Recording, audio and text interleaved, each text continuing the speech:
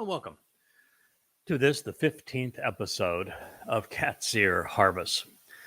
On today's program, I'm going to reprise a little of what we covered in our last program. That would be the concluding hour of Family Hour, which of course was 2 hours in our normal style, just an evening ago. And what I would like to do is to expand from there, because we were about to come to a statement that I think I may have misrepresented and made it sound way more inclusive than what God intended. So over the intervening time, I have decided to go back through all of my translations for this presentation of the Shabuah harvest and Dabarim, which is the last presentation of Shabuah, which is the promise of 7 or 7 Sabbaths, this festival feast that demarcates the beginning of the time of Jacob's troubles and an opportunity for us to prepare for Yahweh's return, which is the conclusion, obviously, of Jacob's troubles in all of the Torah. So this is the last Torah presentation of Shabuah, and I wanted to make certain that we got it right. So this is what I have learned, and I'm looking forward to sharing it with you. The text begins, 6 days. You should actually and consistently consume matzah, unyeasted bread. And in the 7th day, come together for a celebration to approach Yahweh, your God. 6 plus 1 is the pattern really throughout human history that God wants us to follow. There will soon have been 6,000 years of us separated from the garden until we get to return to it. These dates are important, so I'll reiterate them. They are 3968 BCE, which is when Adam and Chawah in year 0 were expelled from Gan Eden, the Garden of Great Joy. 40 Yobel, which is a time of testing. Yobel is a time of freeing us from human bondage schemes such as religion and politics, forgiving our debts so that we appear perfect before God, and then of us returning to the land, which is the intent of all of the Mikra where they lead. So 40 Yobel, which are 50-year periods, 7 times 7 plus 1, which mirrors the exact timing also of Shabuah, which means it's worth presenting it here because the twice-century celebration of the Yobel reflects our annual celebration of Shabuah and have a very similar purpose. So 40 Yobel from 3968 BCE is 1968 BCE. It's 2,000 years, brings us to year 2000 Yah. It was then that Abraham and Yishak climbed Mount Moriah after a 3-day journey, such that as they reached the summit of Mount Moriah, Yahweh provided the lamb, demonstrating a harbinger of Pesach's fulfillment to come.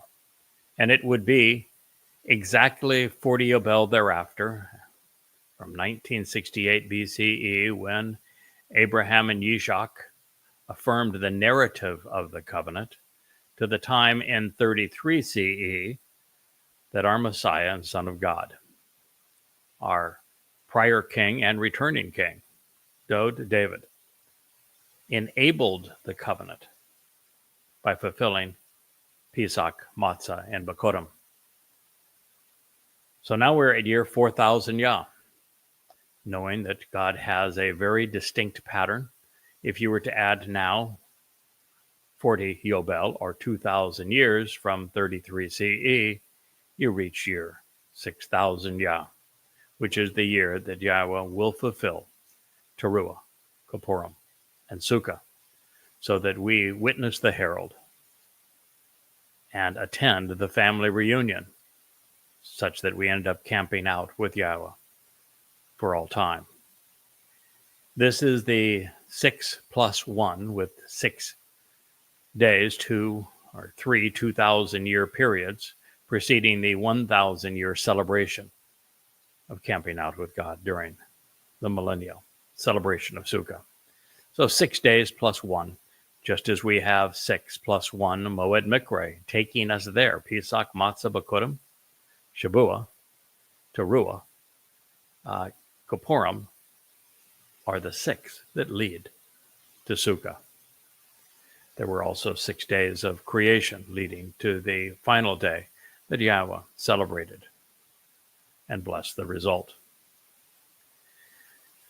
So 6 days you shall actually and continually consume matzah. Matzah is listed here because matzah is bread without yeast, without chametz, without this fungus that permeates the loaf and represents the corrupting factors of religion and politics. So matzah's purpose is to make us appear perfect before God. And this is technically achieved because after fulfilling Pesach, where he sacrificed his bashar corporeal body in his second of 3 lives, Dod's nefesh soul carried our guilt with him into Sheol, depositing it there never to be seen again. This then leads to firstborn children, where we are adopted into God's family, enriched and empowered on this day. So 6 days you should actually and continually consume matzah, unyeasted bread. And in the 7th day, come together for a celebration to approach Yahweh, your God. Now, well, we can celebrate in the presence of Yahweh by reading his Torah and prophets, by coming to appreciate all he has done for us, by becoming part of his covenant family. You notice we don't actually enter God's presence on this day. This is a day to celebrate our approach to Yahweh, because we will approach Yahweh on a different day. Immediately thereafter, now that we're celebrating all that Pesach, Matzah, and Bakurim represent, knowing how Dod David came in his second of 3 lives to voluntarily fulfill them for our benefit, and knowing what comes thereafter and how long it would be before we would be celebrating Shabuah, and how Shabuah would usher in Teruah, Kippurim, and Sukkah, God encourages his people, but do not interfere with the work of the Malaka, the heavenly messenger and the spiritual counselor. So after having followed Yahweh's instructions regarding Pesach and Matzah, and receiving the benefit of our souls being unleavened from the corruptive fungus of religion and politics, we are prepared to come together for a celebration with Yahweh our God. And yet, since there is work still to be done before the party begins, before all of the attendees are properly prepared and gathered for that meeting with God, Yahweh asks his people not to interfere with the work of the Malaka, his heavenly messenger, who will serve as his Kol, voice, his Bashar, herald, and the spiritual counselor, known as the Nakri, who is the Choder, replete with the 7 Ruach of Yahweh. Then, as a result of what Yada will make known as a result of being imbued with the benefit of the 7 Ruach of Yahweh, God says, you should consistently recount the written documentation communicated on how to relate to. You should narrate and enumerate the words in the book and quantify, explain, and inform about them in writing regarding the record of 7, the promise of Shabuah, 7s, and thus weeks as the promise of the Shabbat, and how it pertains to you, beginning by bringing a sickle, the cutting implement for liberating, separating, gathering, and harvesting, to ha-kamah, the standing grain. Kamah is from kum, and it means that which is upright, firmly rooted, standing, rising, ratified, confirmed, and established, ready to be raised. Begin, Chalal, to recount the written word regarding 7 promises and Shabbats. Devarim, which is crudely renamed by a Greek title, Deuteronomy, which means second law, 16:9. Devarim is the correct title of the book. It means words. Now, the message here is that we should be especially thoughtful regarding how we should relate to 7 and Shabuah, deducing what we can from what was documented in writing and then communicated to all willing to listen. Whether Yahweh is addressing now this documented book of the Torah alone, the Torah and his prophets are also Yada Yahowah, since it explains both and brings both to the attention of his people at this time, is of course worth considering, because they were all communicated in writing, and all 3 are mutually supportive and pertinent in this situation. And while there would be no Yada Yahowah without the Torah, without Yahweh, Yada Yahowah, no one would understand these Torah instructions. Moreover, this is specifically about timing. And I'm the first to share the timing of Shabuah with Yisrael, Yehudim, and even Goyim, to correctly deduce that Shabuah, as 7s, comes 7 years prior to Yahweh's and Dod's return in year 6000 Yah 2033, making it the Shabuah of May 26th. May 22nd of 2026. At first strike of the sickle, liberating the kamah, the standing grain, there is a tendency to see the kamah, the standing grain, in connection with Shabuah. After all, one follows the other, but that is not actually what this conveys.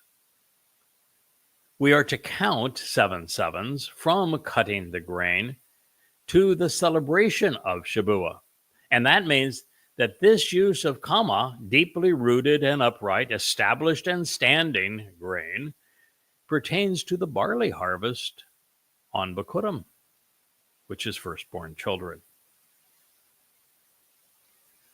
This known, we are reminded that the invitees and celebrants on Shabuah are there because they relate to the written word, particularly as it pertains to narrating the story of 7 7s and the promise of the Shabbat, and enumerating what can be known and communicating it to all Yisrael. Now, this leads to another important clue. God does not present us, in this case, as simple attendees who answer his invitation. We are instead attending to business. Rather than waiting around to be harvested, we're engaged in the process, assuring the most beneficial and productive result. Unlike Pesach, Matzah, and Bikurim, where Yahweh and Dod serve our interests, here we are co-workers and contributors Did you know that? Are you ready? Are you excited about that prospect?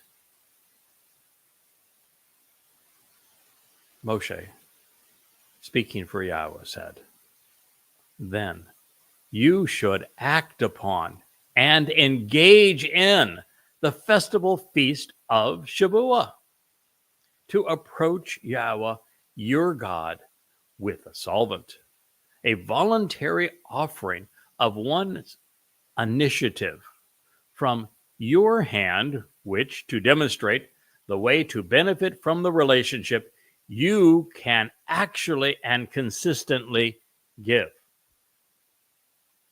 when compared to how in this relationship Yahweh, your God, continues to bless and adore you, to favor you and lift you up."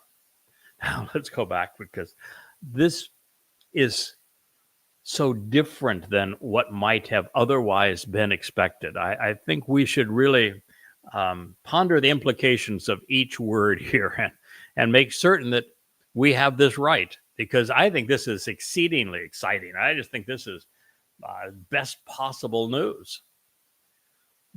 And by the way, the reason that I've gone back to this material is that on Saturday morning, after the show we did on Friday night, I woke up very early, 2 hours before the sun, maybe more. And I, in my head, this same thing kept on resonating.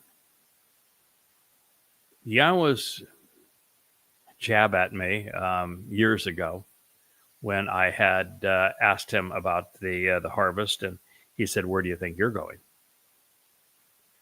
And then I kept on thinking that selfishly, it might sound like a grand idea to be taken on a all expenses paid trip of the universe, escorted by Yahweh himself, and I don't know, get out of Dodge for off the island, if you might, in my particular case, for a while, recharge, and after an enjoyable Shabbat with Yahweh, come back and finish the job. But then I said, that's really not a very good idea at all.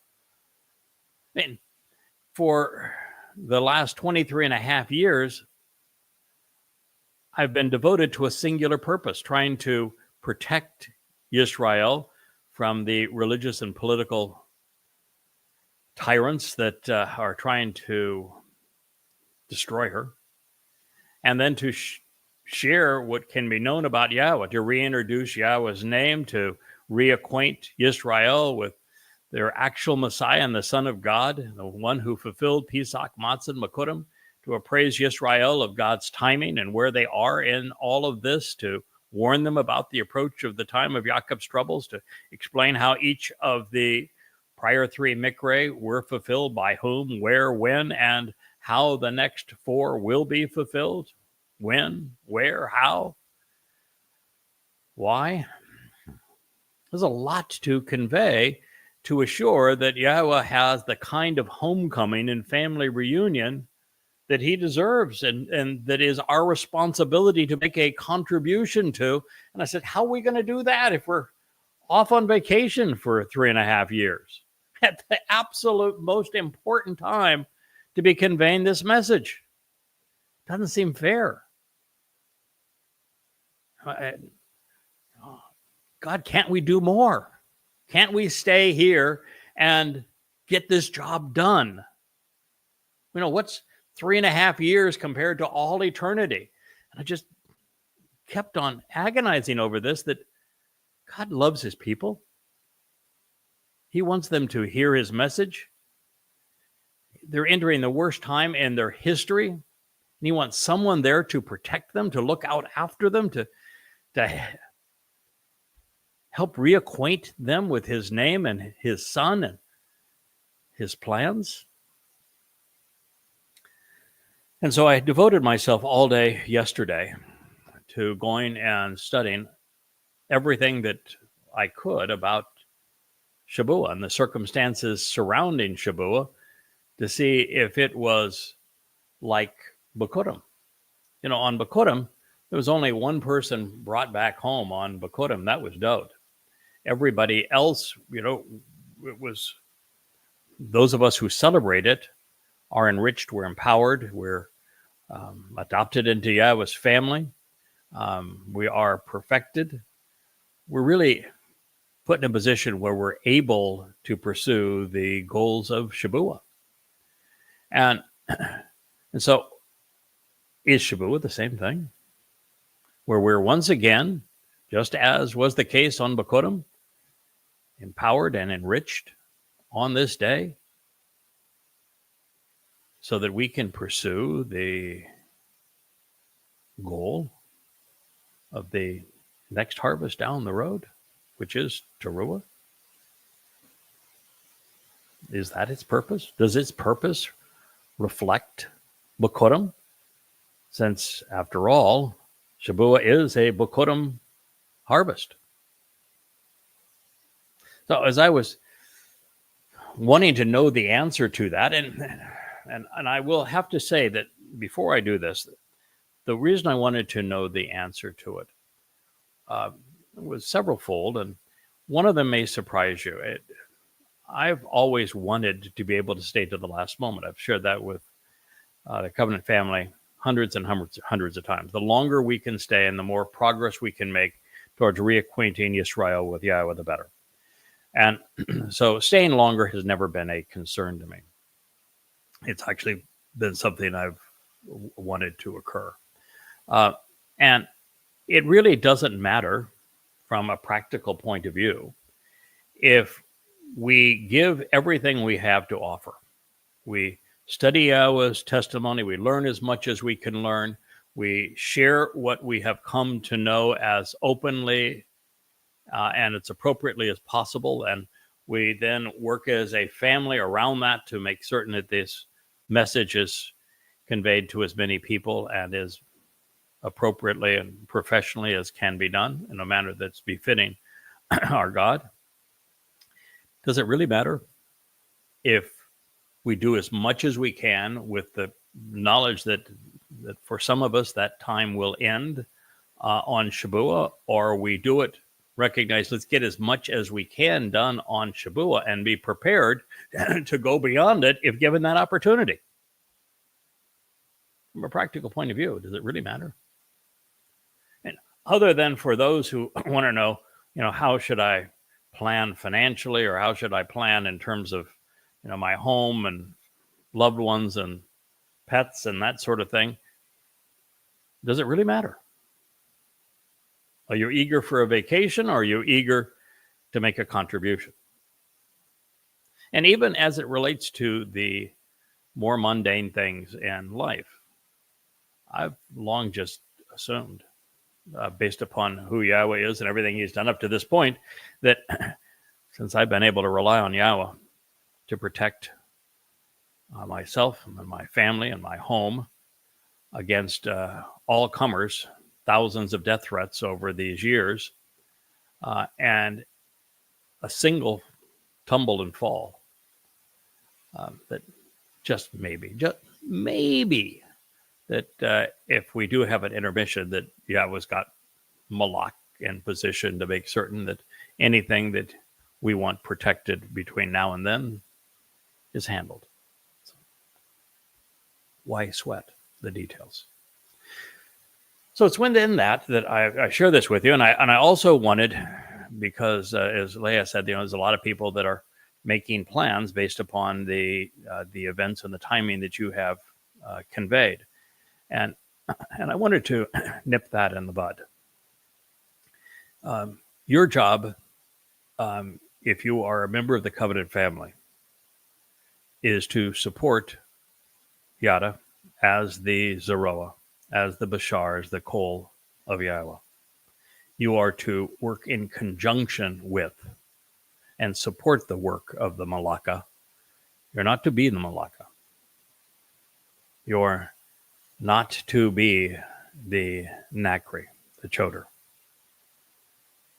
you to support that work.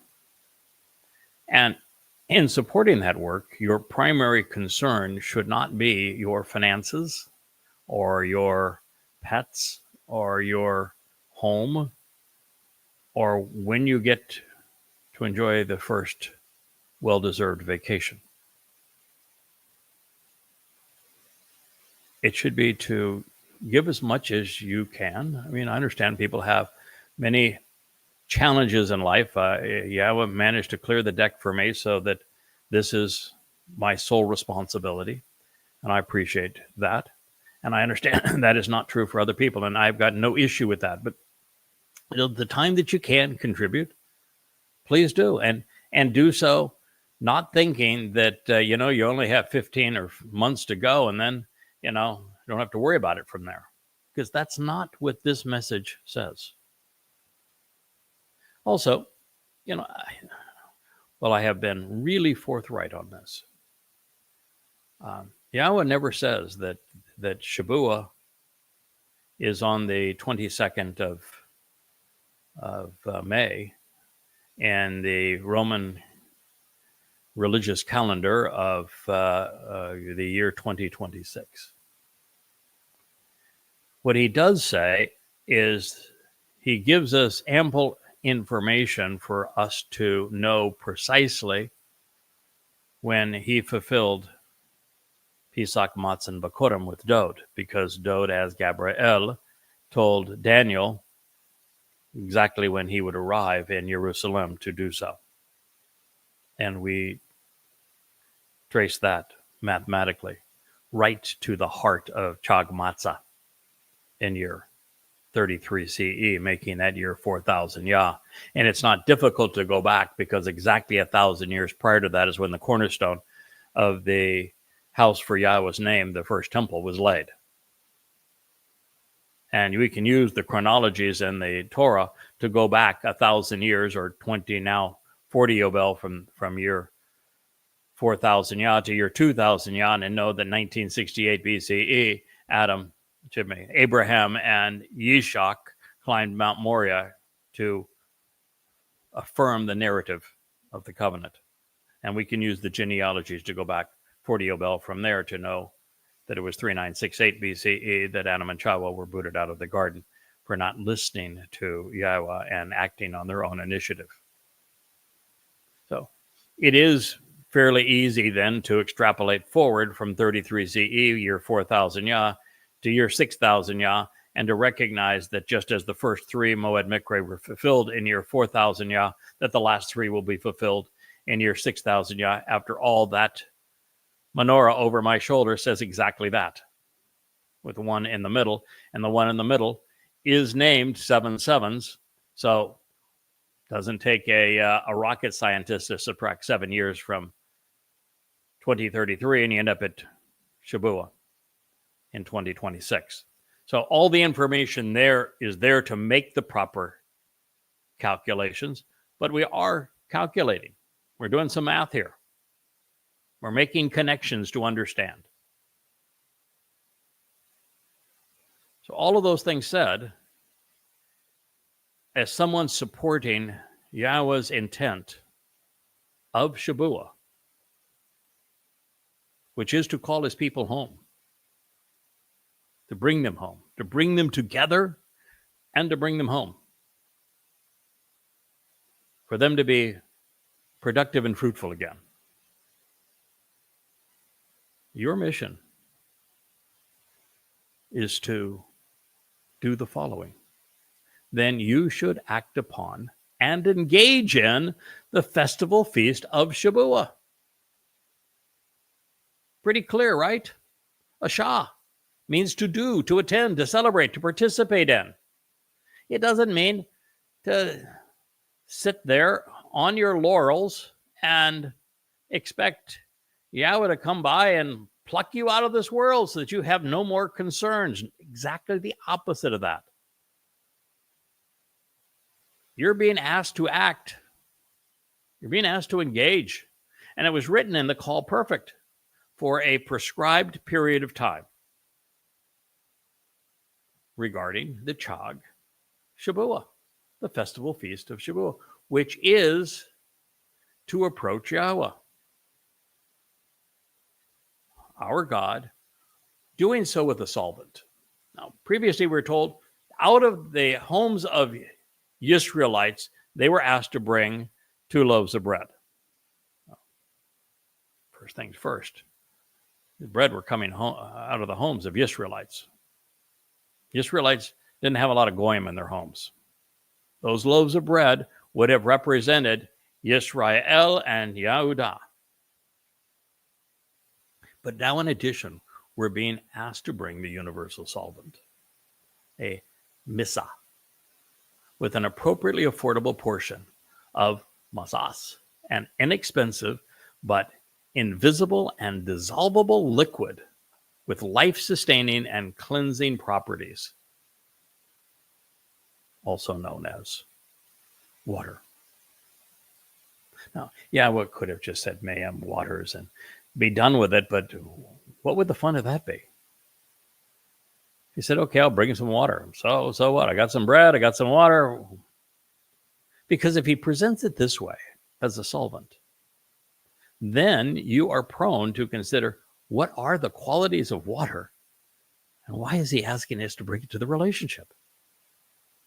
And of course, he begins with the thing that is the most interesting aspect of water. It's a solvent. Because of the chemical composition of H2O and the way that the molecules bind, things cling to it. It enables us to remove impurities. When we drink it, it cleanses our system. When we bathe in it, it cleanses our skin. We wash our clothes in it because it has a tendency to remove the impurities. They go away with the water. They cling to the water rather than dissolve in the water, rather than staying on our clothes. It's a solvent. And cleansing with a solvent is reminiscent of us being perfected, us being squeaky clean before Yahweh. And of course, water is not only the source of life, it refreshes life. It makes life possible. It sustains life. We can't even go more than 2 days without it. So, Yahweh wants us to bring some water. It's a voluntary offering, he said. Do so on your own initiative, from your own hand, which to demonstrate the way to the benefits of the relationship and to give. Nathan, we're giving something.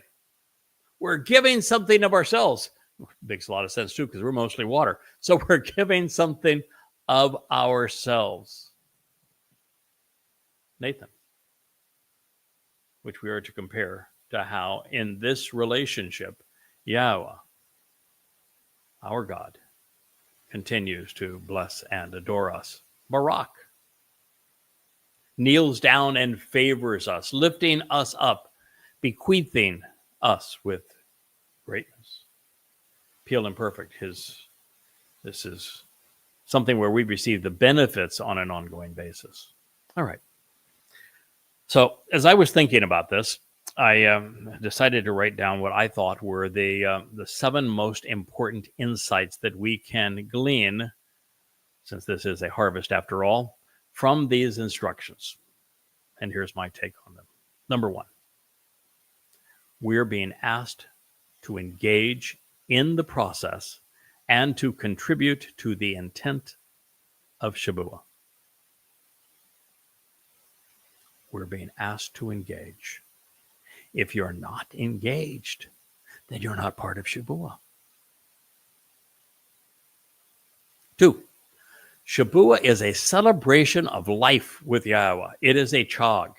So this day is about celebrating our relationship with God. 3, in addition to the 2 loaves of bread, likely representing Yisrael and Yehudim, we are to bring some water with us, recognizing its life-giving, life-sustaining, refreshing, restorative, and cleansing properties. Number 4, with our contributions on this day, we are tangibly demonstrating the very benefits of the relationship. That's what God said. Our actions, our involvement on this day manifests the very benefits of being in the relationship. We ought to do it because of how much this relationship means to us, how wonderful the covenant is, and how much we want to share it with others, knowing that the not just the bigger, the better God's family is, the more wonderful people that are included in it, the more the result will be enjoyable for all of us, the richer the experience for all of us.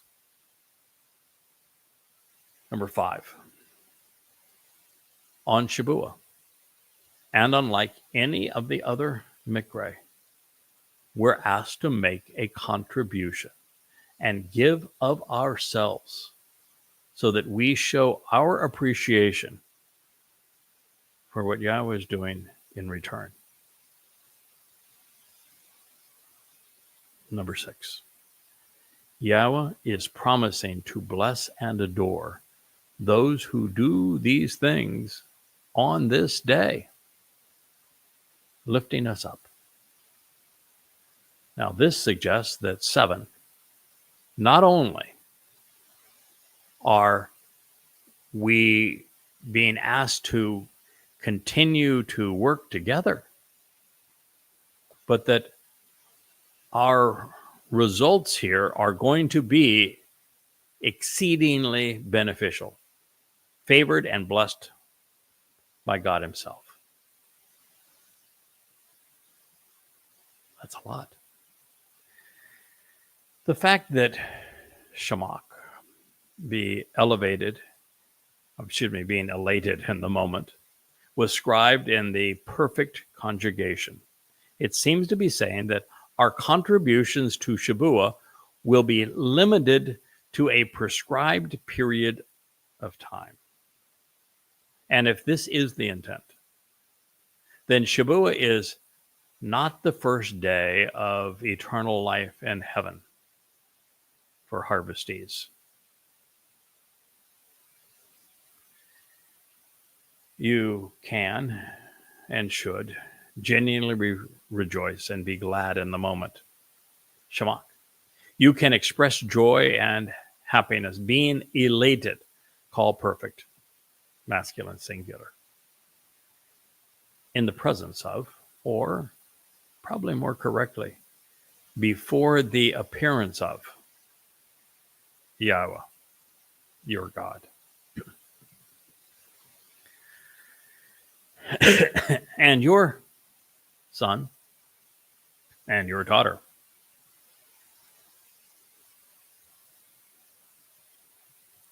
Yes, I said that correctly. I did not say and your sons and your daughters. It says, and your ben, wa ben ata, wa bath ata, all singular, and your son and your daughter. And your male co-worker and your female co-worker who measures up. Wa ibed, the Hebrew word for work, abad, ata, singular, masculine, and ama, ata, all singular again, with ama also being the Hebrew word for cubit, which is why I said female co-worker who measures up. The male co-worker is a worker. It's just strictly abad, which means to engage and do the work that needs to be done. Next is, so that's so far 4 people, all singular. The 5th, a Loey, a uniter, one who joins us together, who, to benefit from the relationship, is reasonable and thoughtful in your community. This uniter is, by this definition, someone who is very thoughtful and rational and who is engaged in this community. It, by the way, is corrected to the singular form through 4Q30, which is among the Dead Sea Scrolls. And the sojourner, the ger, who was on this journey and who endures for a time. The newcomer on a voyage of discovery who remains. The orphan, who is fatherless, YAHOWah Yahowah, the isolated without resources. This one is actually genderless, singular. And the widow, YAHOWah Almanah, the forsaken who has been bound in silence without a husband, feminine, singular. Now, that list of people is 8 total. It says, of these, they're all wanting to be led on the correct path. They're all in your midst, standing up at the place which, to show the way to receive the benefits of the relationship, Yahweh, your God, chooses for his personal and proper name to dwell and reside. Any wonder he wanted me to call this program the YAHOWAH blog? And it is the YAHOWAH blog on the Facebook site, on YouTube, and on X. Is it any wonder that the website that presents all of the books that we have collaborated on together is called Yada Yahowah?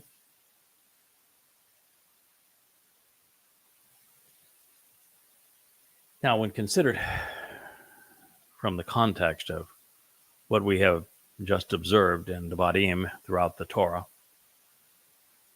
we have 8 people delighted to be put to work just prior to the appearance of Yahweh. And we're going to engage in a manner that properly reflects God's love for his people and his desire to favor them with his presence upon his appearance. We're all working for Yom Kippurim here.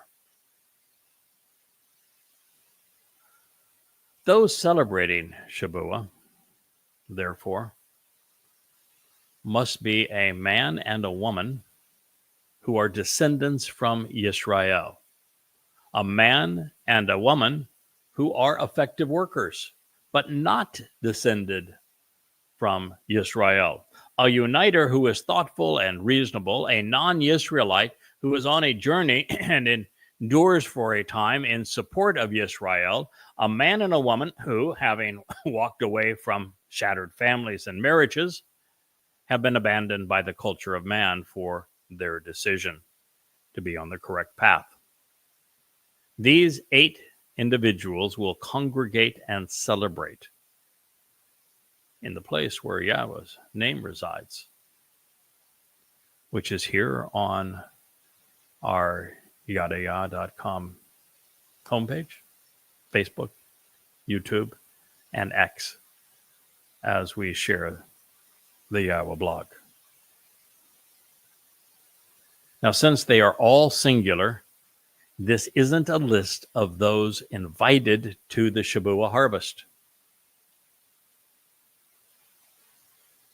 It is instead those who will celebrate its purpose. And as such, Shabuah isn't an all-inclusive Chag celebration that the leprous Goyim Motherites perceive it to be by calling it our harvest. No, you're not even mentioned. Even the 2 loaves, since they come out of the house of Yisrael, cannot represent Goyim.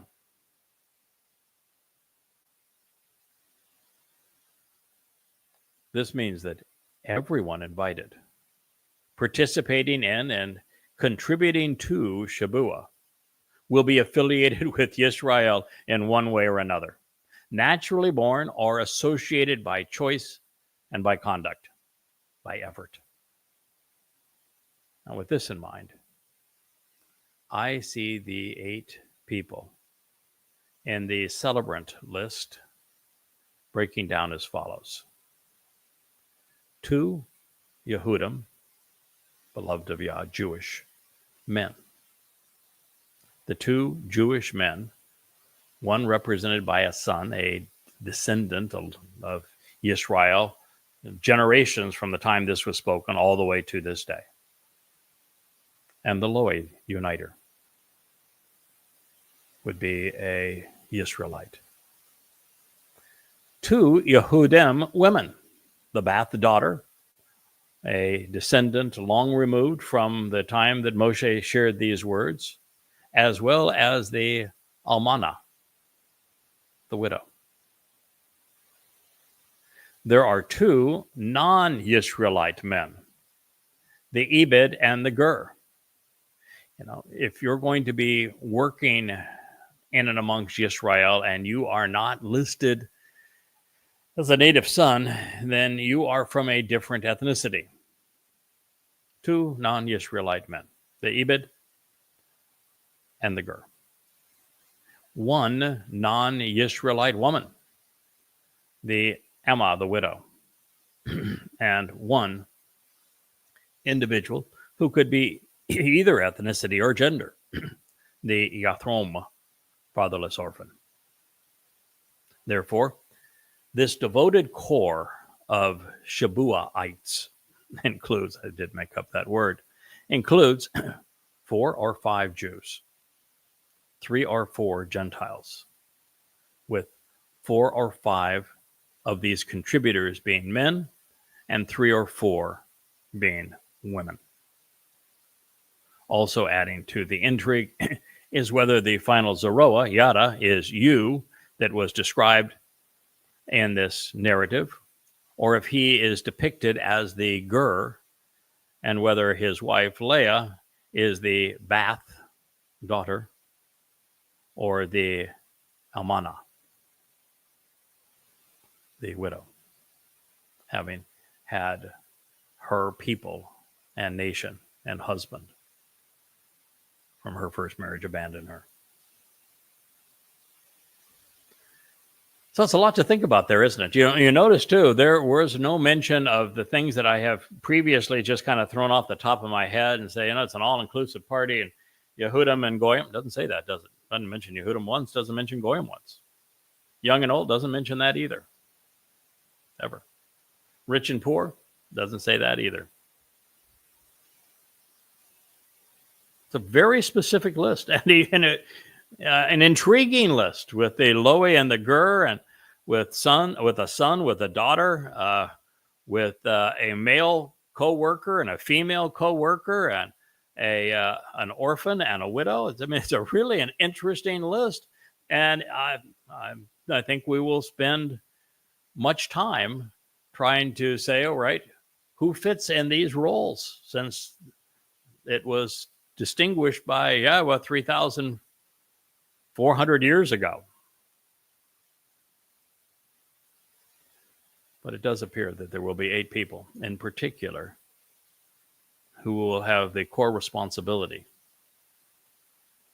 for assuring that we perform well on Shabuah, and leading up to Shabuah and following Shabuah, so that when YAHOWAH approaches, he is pleased with what we all have achieved together. And our purpose is to liberate Yisrael from being controlled by religion and politics. We are drawing God's people out of Mitzrayim, the crucibles of religious and political oppression. And of the time, we are protecting them through the time of Yisrael's Sar troubles. Remember that indeed you once existed as a slave, an Ebed, as one who was worked in Mitzrayim, the crucibles of political and religious oppression, from Meh and Sar in the plural, within the cauldrons of cruel persecution where people are confined and restricted by military and economic institutions, the plural of Matzor, which is to be delineated as a foe and besieged during a time of testing and tribulation, from Shur, to be bound and confined by an adversary. All of these are relevant. And so God says, be observant, and then act upon these prescribed prescriptions for living. Our goal, your purpose, God's will for your life, is for you to closely examine and carefully consider Yahweh's prescriptions to cut you into the relationship and to live life to the fullest, so that you can act upon them, so that you can engage in this noble pursuit through Shabuah and Teruah to Yom Kippurim and Sukkah. Are you with me? You ready to go? Do you know what we're being asked to do? Are you now going to be just sitting there waiting to be taken out of the game? Are you ready to engage in the game? What do they say? Put me in, coach. I'm ready to play. So whether it's 8 or 800 or even 8,000, we prevail by being observant and then acting upon what we learn, profiting from the prescribed inscriptions to be cut into the relationship and to get the most out of life. This is Shabuah. And this has been the 15th episode of the YAHOWAH blog on Qatsyr harvests. I am your host, Craig Winn, and I thank you for listening.